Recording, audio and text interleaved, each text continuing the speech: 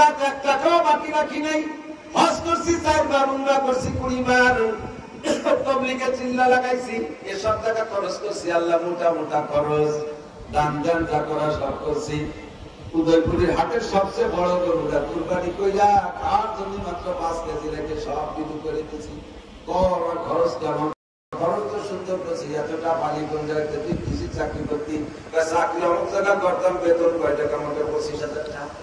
তো 25,000 টাকা বেতন দিয়ে এতটা কি দিল?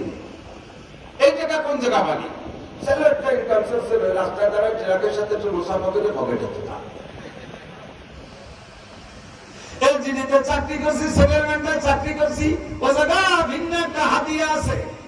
আল্লাহকে হাদিয়া ঘাদিয়া খাইছো, খরচ যদিও ভালো, ইনকাম ভালো না, তুমিও পিঠে তেল মাখাও, নইলে সালা বন্ধ, তোমায় অ্যারেস্ট হয়ে যাবা।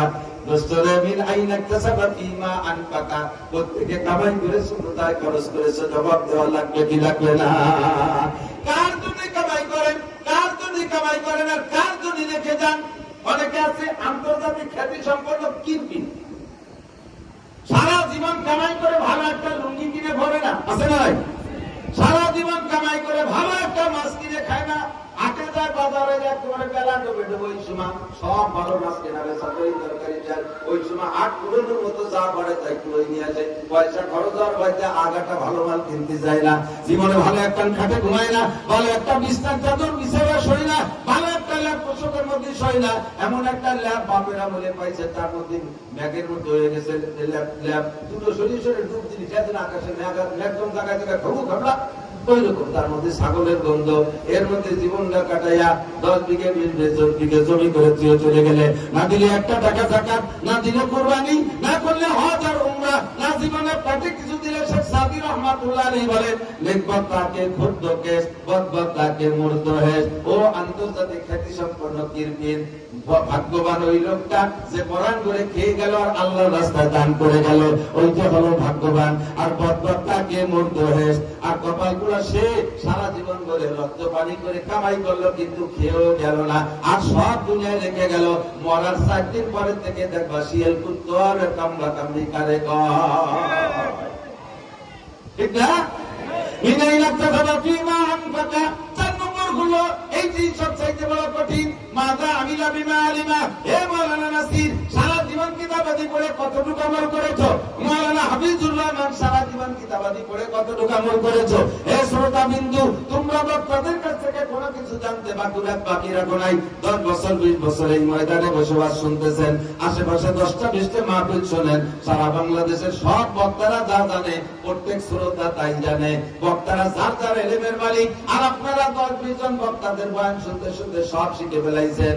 নামাজ কালাম ওযু গোসল কিছু আপনারা জানতে বাকি নাই, জানা সব হয়ে গেছে, তত অনুযায়ী আমল করছো, কতটুকু বান্দা কইয়া যাও।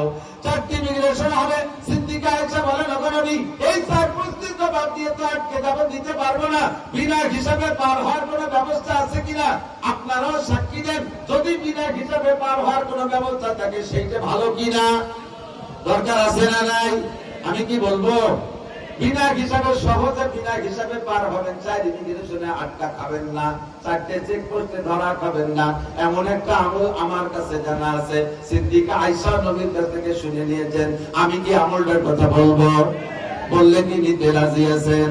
নবী পাক কেমন করে জিজ্ঞেস করতেন, মাইয়া আমালু বিহিন্না আও ইয়াল্লিমু মাইয়া আমালু বিহিন্না, আমি যে আমলটা করব নিজে আমল করবা, আর অন্যকে শিখাই দেবা যাতে তারা আমল করে।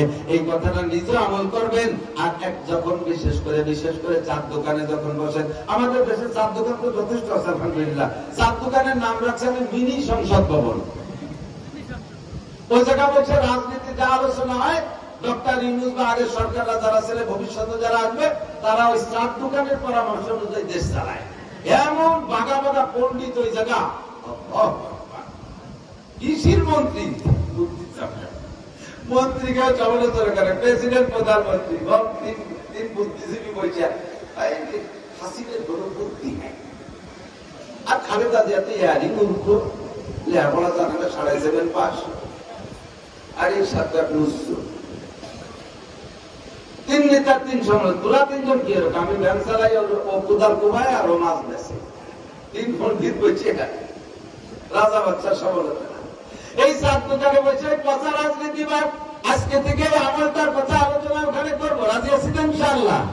আল্লাহ নবী বলেন বিনা হিসেবে পার হওয়ার জন্য একটা আমল, মানে হাফাজা আলাস সালাওয়াত আকরামাহুল্লাহু বিখামসি খিসাল, যেই ব্যক্তি 5 ওয়াক্ত নামাজকে সঠিকভাবে সুন্দরভাবে নিয়মতান্ত্রিকভাবে পড়বে, ওই লোকটাকে আল্লাহ 5টি পুরস্কার দেবে।